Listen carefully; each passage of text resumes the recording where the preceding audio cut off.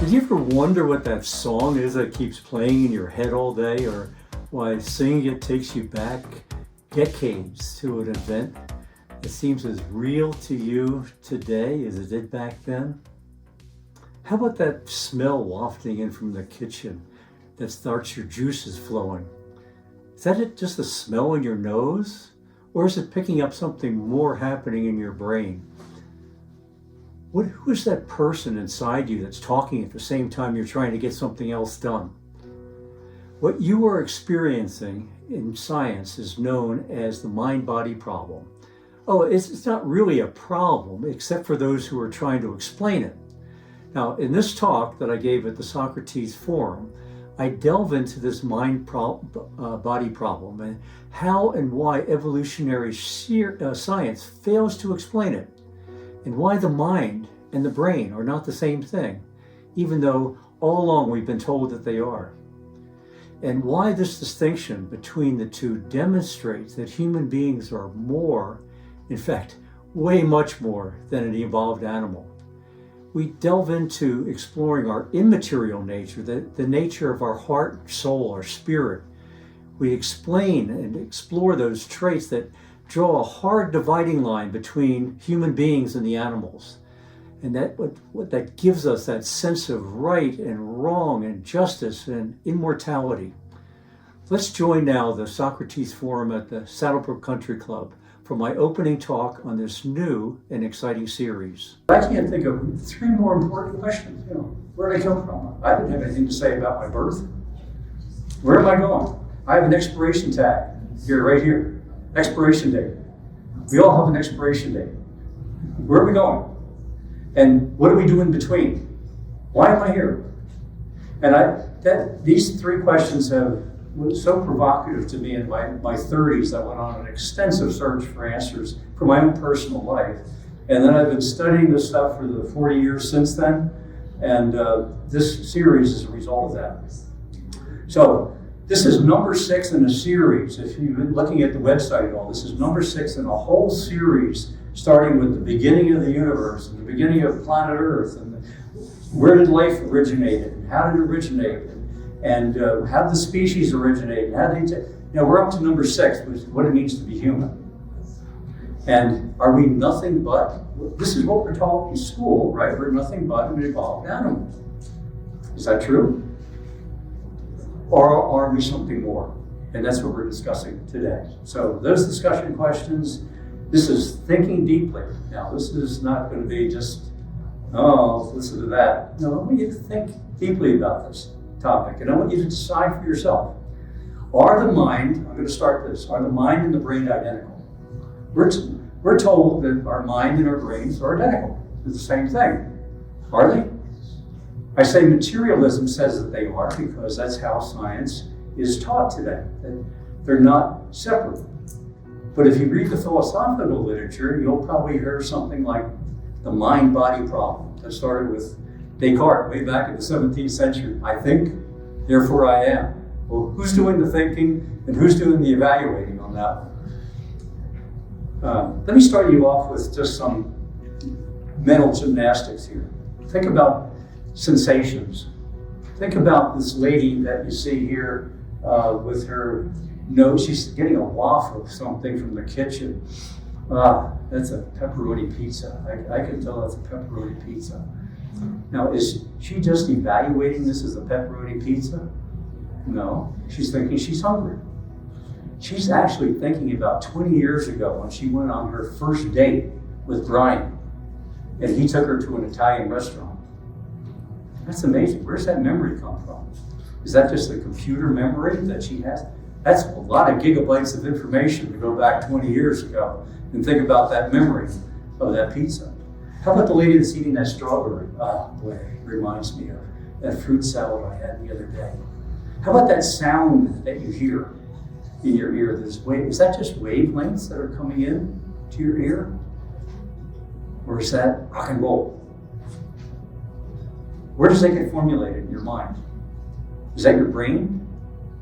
Is that just your ear? How about the sight? How about the touch? You get the idea. How about your feelings? Think about your feelings. Am I happy, sad, angry, embarrassed today? There's brain activity associated with each one of those things. I can put an electroencephalogram on, and I can get brain activity. I can read the waves that are coming in. Is there a direct correlation between the two? Maybe there is, but we haven't found it. Even when we find a correlation, here's the issue. How does that translate into how I am feeling? The only way you know how I am feeling is if I tell you. I have an inner life that's going on outside of the outside life that we're experiencing. All this leads to this question of consciousness. You ever think about what consciousness is? I mean, I know I have an inner self, a mind that's operating in here. I'm totally aware of myself. Occasionally. Now, I'm a guy, so I'm not always aware of other people, right? That's what my wife tells me anyway. Sometimes, and when I'm really thinking, I'm aware that Kent's sitting over there. I'm actually aware of others. And I'm aware that other people have this situation too, where they have an inner life and an objective outer life too. I'm even aware that these other people that I'm thinking about are aware of others, like I am. Oh, maybe there's something going on here. They're aware of others, relationship. So what does science say about this? Well, this is happening in my mind, right? But current science tells us that this is nothing but brain activity. Maybe it is. Maybe someday we'll discover every neuron and synapse that is firing, and we'll find out. But right now, it's nothing but brain activity. I want you to question that premise. This, what I'm discussing, is called the mind-body problem. Are we minds, or are we bodies, or are we both? Descartes started the current scientific discussion back in the 17th century. He said, what is the relationship between mental states and the physical world? That's a fascinating topic to think about. What is the relationship between what I'm thinking and what I'm thinking in my mind and the physical activity that's going on out there? Now, I know I have a mind-body problem. That's me sitting on the sofa. My body's saying, get up and get to the gym right now. And my brain says, no. Get up and go to the gym right now. Can I override my brain with my mind? Think about that. Materialism is a philosophical study that says only the brain exists. The mind and the brain are the same thing. Dualism, what I'm talking about, where the mind and the brain both exist, is called dualism. So materialism versus dualism. What's the difference? All right, materialism. Only the brain exists. The mind is nothing but the brain. So it's identical. Matter, the physical, 5 senses and so forth, is all there is. Mental states that are in my mind are a product of material processes only. There's nothing else going on. Dualism, however, says both a mind and a brain exist. Yes, they overlap, they're integrated, but they're not the same thing. They're not identical. The law of identity says these have to absolutely be one-on-one. If there's any exception at all, then there's a separation. So mental states are non-physical. If they're non-physical, that means they're non-material. The mind and brain are distinct but separate entities. Now, science today is practiced as materialism only. Really? Yes. Science is practiced as materialism only. I think Richard Lewinson, world-renowned Harvard evolutionary biologist, said it the best. Quote, it's not that science compels us to accept material explanations only. We are forced to by our a priori adherence to material causes. A priori, big word, prior. In other words, we decide prior to evaluating evidence or looking at the situation, we decide up front that we're going to accept only material explanations. And he goes on and says, moreover, this materialism is absolute. And that's quite a statement. This materialism is absolute. We cannot allow a divine foot in the door. Now, he just doesn't mean God by divine foot. He means anything that's immaterial. anything that's transcendent to the material, anything that separates the mind and the brain. I said I was just updating the site for this Nobel Prize. I followed a little bit of Svante Pääbo, who just received the Nobel Prize, $1 million, close to it anyway, for his discovery of, he sequenced the genome of an extinct hominid. What does that mean? Well, it's a creature that lived 100,000 years ago or more. And he sequenced it. What does that mean? Well, if you've been here for any of the other lectures, and please, this is on the website, you'll know that DNA, in our DNA, it's a language, it's a genetic code, it's actually a language that's inside our cell. Every one of our 100 trillion cells has this code in it.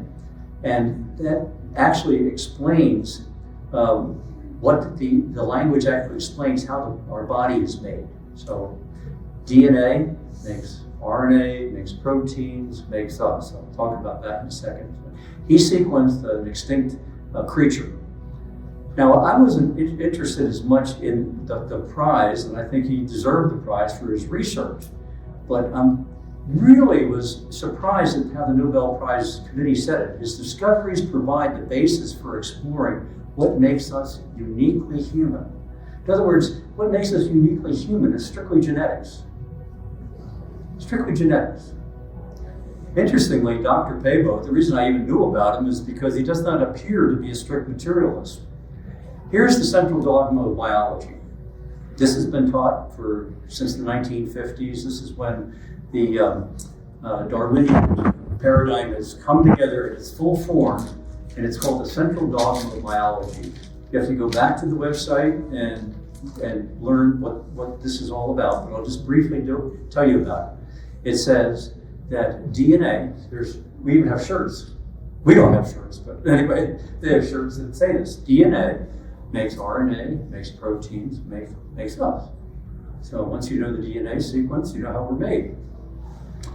Well, what does that come from? Well, that comes from Darwin's theory that, according to its proponents and its apologists, like Richard Dawkins, who I talk about quite a bit because he articulates the material explanation quite well. He says in that upper left-hand corner, today the theory of evolution is about as much open to doubt as the theory that the Earth goes around the sun. Wow, that's quite a statement. I mean, I bet a lot of money that the Earth goes around the sun, and I bet I can predict the sun's rise and sunset tomorrow.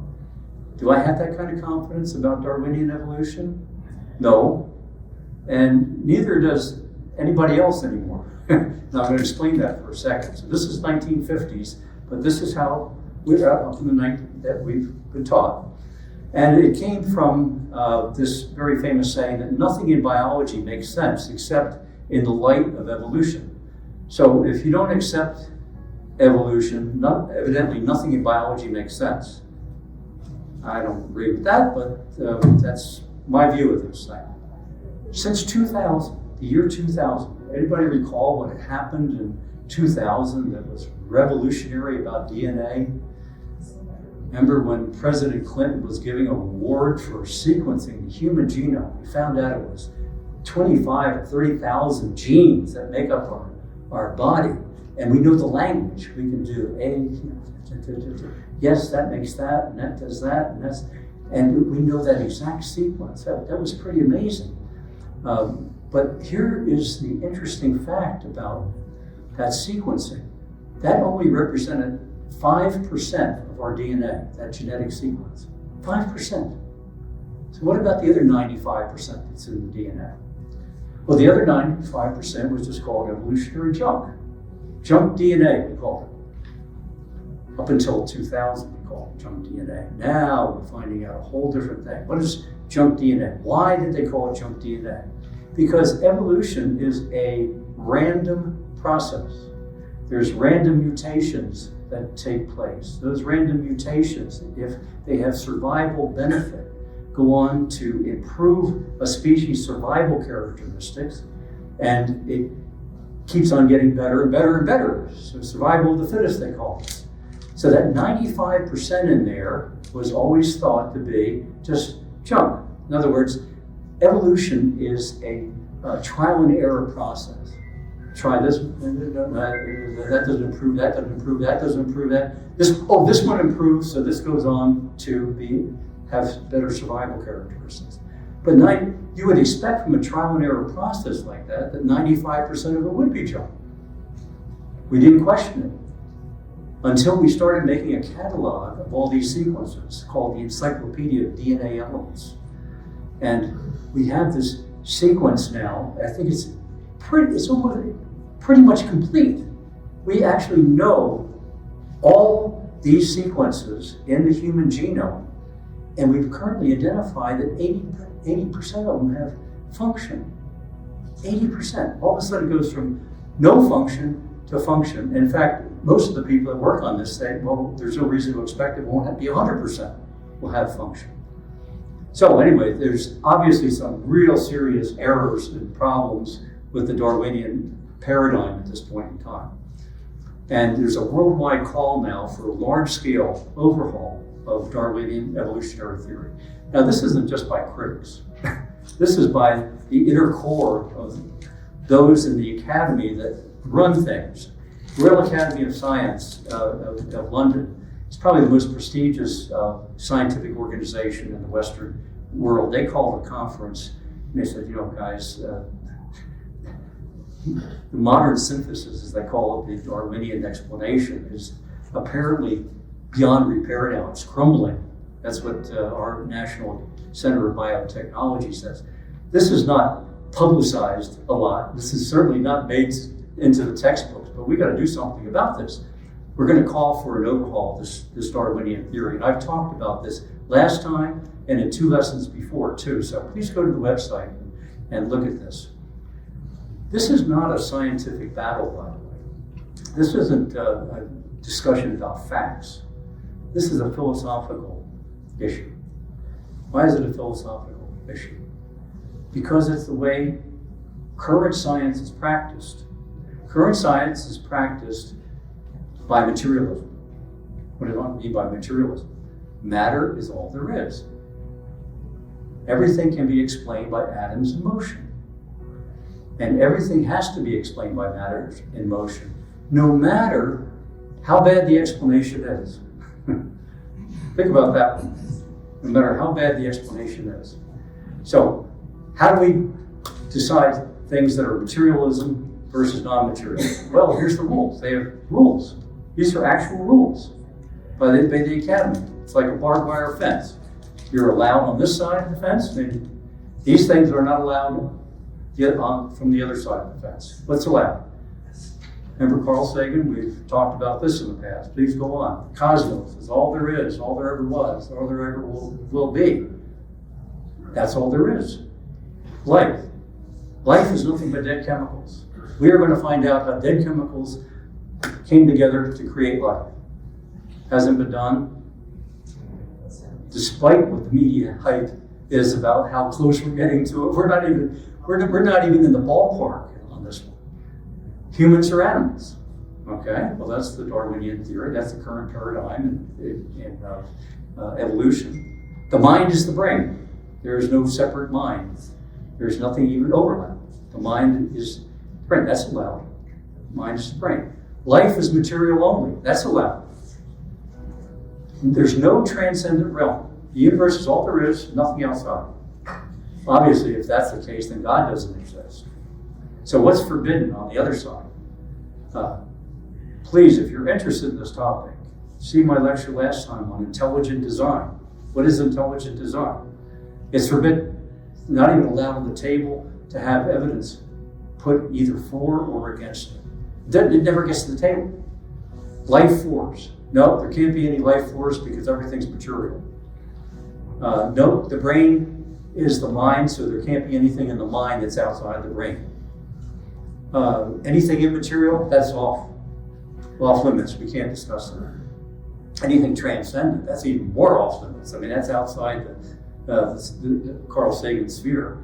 Anything divine, whatever, however you want to define that. Well, God obviously exists, is not even allowed to be discussed in this kind of thing. That doesn't mean you can't be a religious person and be a scientist at the same time, as long as you divide your mind. You can go to church or synagogue or any place on Sunday if you want to worship or whatever, but when you come in to work on Monday morning, bingo, you're a materialist again. Each strand on that barbed wire fence, that's why I circled that, each strand is a barbed wire that keeps any kind of investigation, evidential investigation, at bay. Because it forbids non-materialistic evidence. So intelligent design is denied a place at the table, discredited before even consideration of evidence. No matter how good the evidence is, it doesn't even get to the table. Ridiculed right off the bat by professional organizations, belittled by the blogosphere. You know what the blogosphere is like on politics. This same thing in science. This is how it's treated. Branded science denier by the media. Mocked as pseudoscience by Wikipedia. We saw that last time. Look up Wikipedia definitions. Don't think that these things are non-political or non-philosophical when you read definitions off the internet. Ignored by the Academy. What I mean by that is, this is the National Academy of Sciences, this is the Royal Society. They don't like to get too much into the political at all, or the discussion, the debate, but how they deal with it, just ignore it. Or they fund material experiments for that kind of explanation only. Now, regardless of where you're coming from, I think we'll all agree on this. We don't know anything. We don't know very much. I mean, true wisdom comes to each of us when we realize how little we understand about life, ourselves, and the world around us. Let's just, for the heck of it, say this is all the information in the world, in the universe, everything.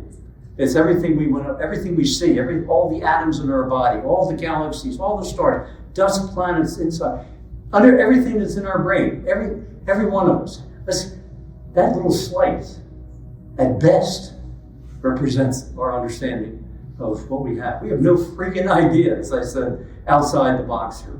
We don't understand, for example, why the universe is expanding at the rate it is.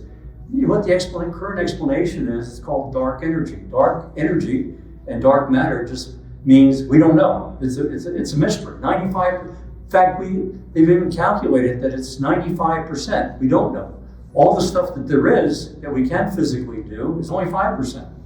And then, as far as the transcendent goes, in the lower right-hand corner there, we will not consider anything transcendent, even if it gives evidence. Even if it gives evidence. Now, shouldn't science be all about evidence? I mean, our legal system is. I had the privilege of going to excellent secular universities for my science training, and it was strictly materialistic. Everything was materialistic. It wasn't that anybody told me to think like that. That's just the way everything was conducted. But then when I went to graduate school for a degree in theology, I went to a Christian law school, and I learned about the legal system and how evidence is formed there.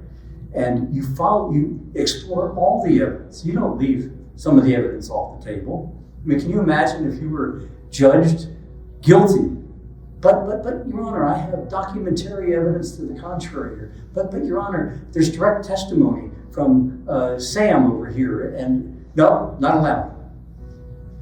No, all the evidence, those 4 areas of evidence are allowed.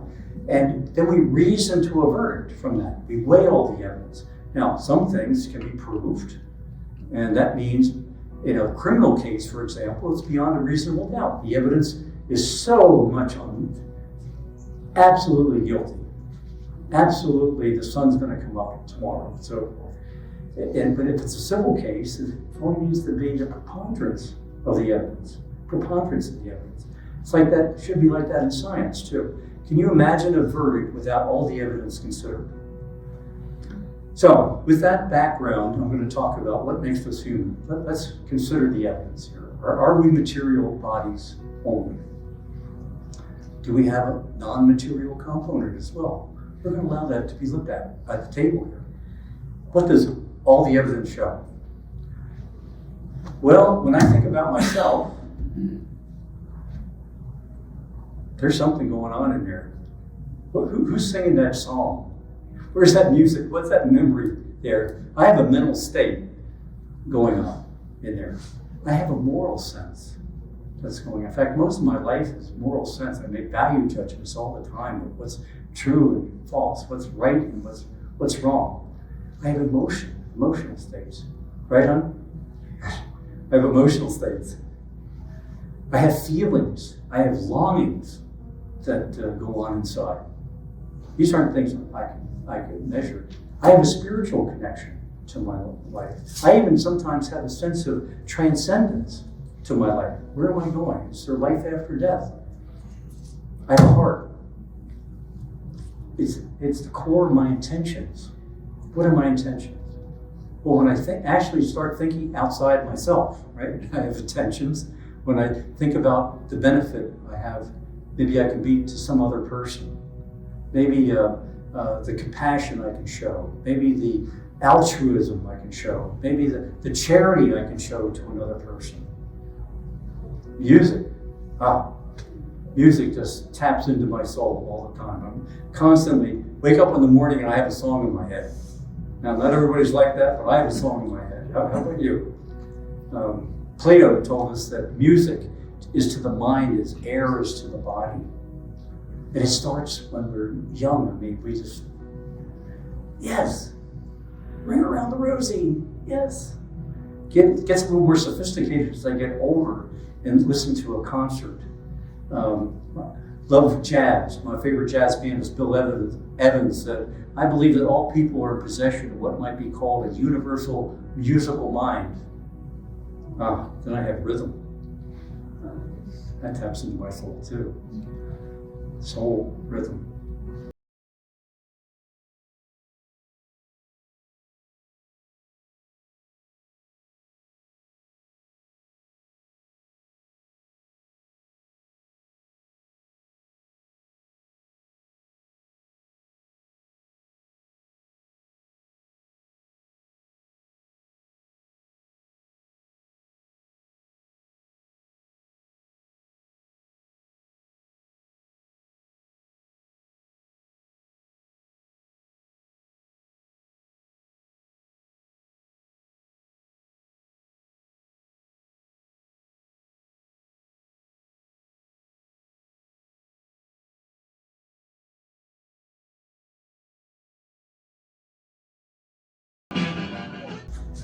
How about love and passion? Isn't that what we're all wanting to do in life, is find passion for living, love another person, have a relationship, intimate relationship with another person. There's me and my honey on the left. And as I said, it's good that this wall is crinkled because you can't see our wrinkles. We look like that young couple in the middle there. And then that love for a child. I mean, I think there's nothing much more touching than a mother's love for a child. And to see that no matter what the situation is. Is that just brain waves that are going on? Isn't love a universal bond? Regardless of what you think about where it comes from? I mean, there's the love of your life. There's a love of family. There's a love of friends. The love of God. Materialism says that this is just neurons firing my brain. Is that right? How about beauty? Doesn't that tap into your soul? We lived in California for many decades and never stopped wanting to see the sunset on that ocean. Same sun. But there's always just something transcendent almost about watching that sun go down on the ocean. How about standing in a museum and looking at Monet? A picture like that, just staring. Why do people stand? When I was young, I couldn't understand. Why do people just stand there and stare? It's tapping into their soul. Is beauty a divine masterpiece, or is it just wavelengths and chemicals in my brain? How about just the awe and wonder of creation? We're inside here, we go outside and we see the mountains, the clouds, other people, entertainment. Imagine Beethoven, Mozart, the Mona Lisa, flower fields, and then looking up in the stars and seeing the universe and finding out the Milky Way. We're just this little speck out there. Doesn't that just create something awe and wonder? Is that measurable and just brain wavelengths? But granted, science. I'm a scientist. I've been a practicing scientist. Science wants hard evidence. I want hard evidence. So do you. That's probably why you're here. Is there hard evidence that shows a dividing line? Let's take it first, a dividing line with the animals. So if we're nothing but an animal, is there a hard dividing line between us and the animals? Think about this. Think about language. Language are symbols. They're not physical things. They're symbols. Am I hearing music? Yeah. It's tapping into my soul. Tapping into my talk, too. The use of symbols is a hard division with animals. I mean, animals operate on a conditioned response to primal instincts, to food and fear. We do too at some level, but humans think and express thoughts in terms of symbols. We make plans. We preserve our thoughts for decades. Think about decades. I can't remember what I did yesterday, but I sure can remember when John F. Kennedy was shot. I sure can remember, yes. Can you remember when the first man on the moon, one small, my goodness. How much memory, how many gigabytes do you have to pull that one up? We create inventions. We make inventions. We create from scratch. We put pieces of paper together and do amazing things. We actually develop mathematics. We develop other symbols from symbols. And we rule over the animals and the planets. I say maybe there's a hard division here between animals and humans. Let's think about what's he doing on the blackboard there? Where'd that come from? My goodness. He's sending us to the moon. He's coming up with the formulas for how to build a station and what the trajectory is going to be to go to the moon. Where'd that come from? Is that brave wavelengths? And this starts at childhood. These things, 1 + 1 is 2. That builds from there to algebra, to calculus, to matrix algebra, et cetera, it builds up to, and there he is 30 years later, 20 years later at the blackboard, manipulating symbols. How does evolution say the animals evolved into us? Well, this is Charles Darwin, the descendant man. Language originated with songbirds during the mating season. Man imitated them and created a proto-language. So the proto-language from the bird translates over to, hey Dad, guess what Mama was doing yesterday? The top evolutionists, 8 of the top evolutionists in 2014, I found this absolutely fascinating. Noam Chomsky, if anybody is familiar with the linguist, he's probably the greatest linguist of the 20th century.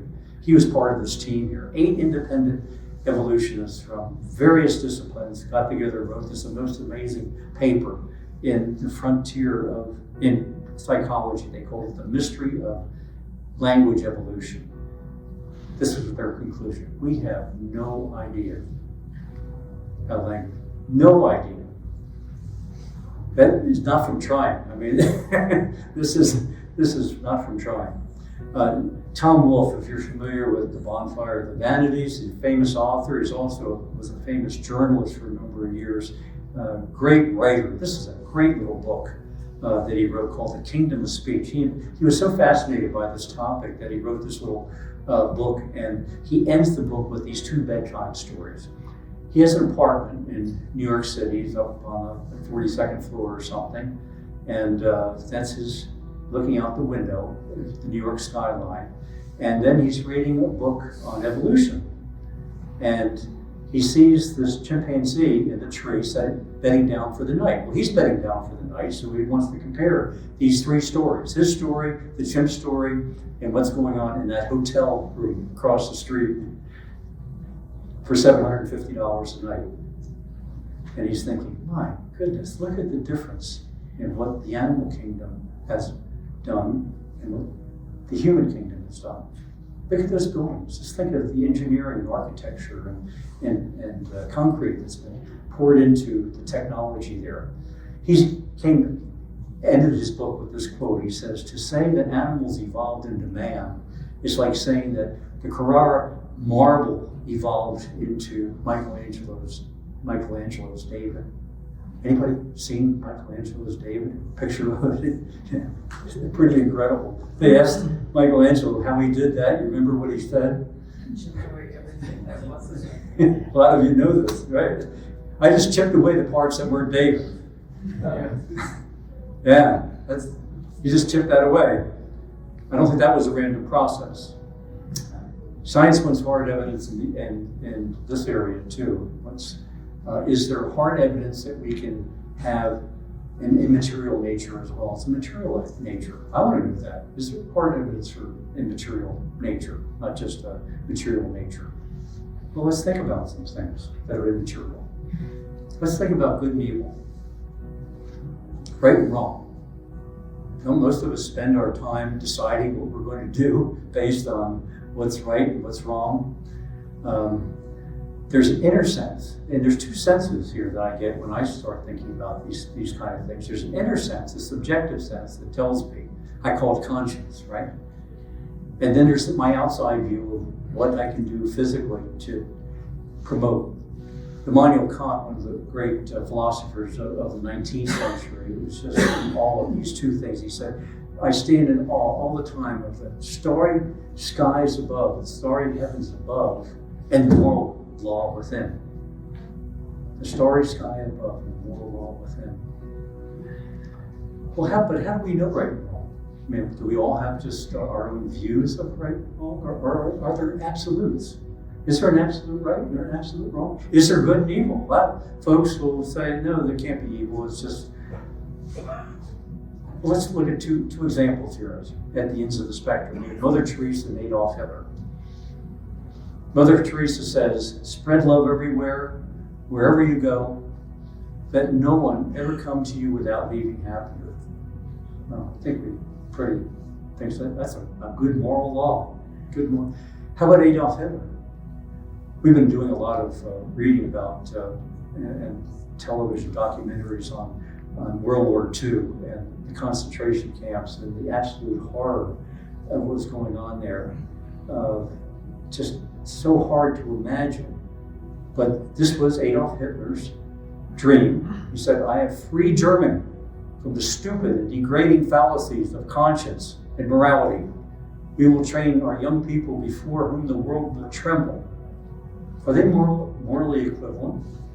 Is there a way to judge between the two? Morally equivalent. Doesn't there have to be a law above the law to judge Mother Teresa against Adolf Hitler? I mean, how could we put the Nazis on trial, the Nuremberg trial? What basis did we have for doing it? I mean, we have our thoughts, and you have your thoughts, Adolf. In fact, that's exactly what the defense was at the Nuremberg trial. What right do you have to judge us? We're only obeying orders from above. Is there ultimate justice? Have you ever thought about that? Is there an ultimate justice? Has anybody ever done anything to you or they're going to get away with? How many crimes against society have been perpetrated? Is there ever going to be an ultimate justice? If there is, then there must be an ultimate judge. It can't just be man-made laws. I mean, man-made, she's blind. Justice is blind, right? She weighs evidence. So it's not based on politics, it's not based on race, it's not based on anything else, philosophical views or whatever. It's what the hard evidence says. And then we take that evidence into a courtroom, some kind of courtroom, and say, we reason to a verdict. We do the same thing in law, and we do the same thing in science. But is there anything ultimate about it? Dostoevsky and the brother Karamazov said, without God, anything is permissible. So Mother Teresa and Adolf Hitler, they should both get a bye. Who are we to judge? Without God, anything is permissible. Let's make this a proposition. I'll just keep it as a proposition for you to think about. If God does not exist, in other words, if an ultimate judge that stands a law above the law does not exist, then objective moral standards do not exist. All we have are man-made laws over time, and they change over time, don't they? Lady Justice here in the picture, I mean, she's blind, but is she dumb too? Is she dumb too? She says, who am I to judge? If we just have man-made laws, then we have the right and left-hand picture here. We have a culture where anything is permissible. In fact, the cartoon says, Your Honor, my client pleads not guilty by reason of cultural relativism. That'd be a good. That defense has been tried many times. In fact, we just saw the Leopold case last night in a documentary. There's two teenage boys in 1924 that were convinced of murdering a young boy just for the fun of it, to see that they could get away with it. And that was part of Clarence Darrow's defense. All right, so on the culture side, we have that. On the personal side, we don't have anything to plant our feet in. What do we plant our feet in? What is the solid ground that we can make judgments about good and evil on? As one of my friends says, our feet are firmly planted in midair. Materialism, human beings are driven then only by wants, desires, survival of the fittest. There's nothing higher. Think about human rights and human dignity. Most of the news is about human rights and human dignity. War, the morality of war, the morality of racism, the politics of sexual politics, for example. Human rights and human dignity. To judge any of this, other than just saying that's my opinion, there has to be some objective moral standards. And people throughout the ages have known this. I mean, the ancient Greeks knew it. Remember in lectures before where we had Aristotle and Plato's looking up and he said, the transcendent must exist, the good must exist outside. Jews, Christians, and Muslims believe God exists, he's the ultimate source of moral judgment. Hindus and Buddhists believe the same thing. They believe it's in karma, but it's outside the system. It's transcendent. Americans believe this in the Declaration of Independence, for Pete's sake. We say we've been endowed by our Creator with these inalienable rights. Among these are life, liberty, and the pursuit of happiness. Well, that's just old-fashioned morality, right? We're smarter now. This is the 21st century. We know everything there is. We don't want to be judgmental on anybody, and there's no objective moral standards. And didn't Nietzsche deconstruct all this? If you've done any reading on Nietzsche, a very fascinating story. Nietzsche's alive and well. He's ruling from the grave. I mean, he ruled Nazi Germany from the grave. I mean, Hitler believed very much in what Nietzsche was saying. Old-fashioned morality, we're going to deconstruct that. It's power. TikTok. I don't know. I bet there's not that many people here. Is there anybody in the room on TikTok? I'm not on TikTok, but I look at it. I looked at it today, as a matter of fact. I go, whoa. The latest Barna poll, for example, talks about the Gen Z generation. These are people that are born between 1999 and 2015. What's the latest on that? 75% of them say that they believe in moral relativism. Now, granted, that age group, I probably believed the same thing when I was in that age group. You get sophisticated, you get older, you get wiser, and so forth, and you start looking for more traditional understanding of what morality is. But TikTok is a main source for moral insight. Nietzsche's God is dead, and the Übermensch. We create our own reality, we're charged, power is the name of the game. And even Disney today is starting to sound like Nietzsche. One of their most recent films is no right and wrong answer for doing something. There's no right and wrong answer, okay? But I want to talk about animals. How are we different than animals here? Do animals think about moral standards? Well, we don't judge a leopard for killing a gazelle, do we? I mean, we don't judge it to be a murderer. Animals don't have that kind of judgment either. This is the separation between humans and animals. So, your discussion questions. Are humans more than an evolved animal? Number 2, do we have an immaterial nature as well as a material nature? Let's go on a little bit for that one. So, once judgment has been made, how do we move forward? I mean, when something has been wrong, what's wrong? Well, there's a breach somewhere. There's a debt. There's something that's a tear in the fabric of the universe. It has to be put back together again. It just can't be left hanging there. We just can't just rip something apart. Things have to be made whole again. Once they're made whole again, then we can move on. How do we do that? May I suggest we do it this way? We do it through forgiveness. We do it through redemption. We do it through restitution. There's a starting over again. I'm sorry. I love you. Let's move on. I won't do that again.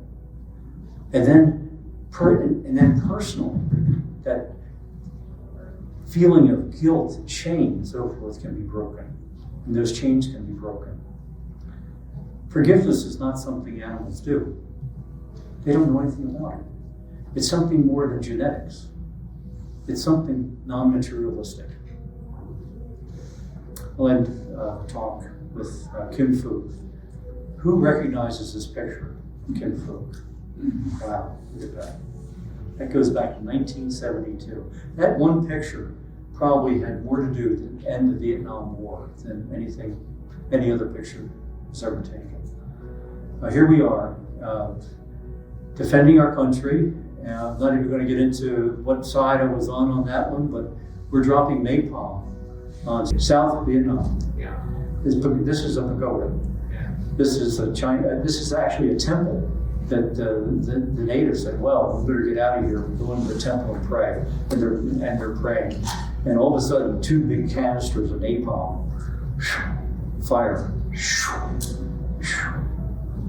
scorched the things. And these are children and people running out of it. And this cameraman caught Kim Phuc running away, scarred, burned, almost left to die. The cameraman took her and rushed her to one of the local tents and so forth, and then to the local hospital and said, what are we going to do? He said, oh, don't worry about her, she'll just die tomorrow.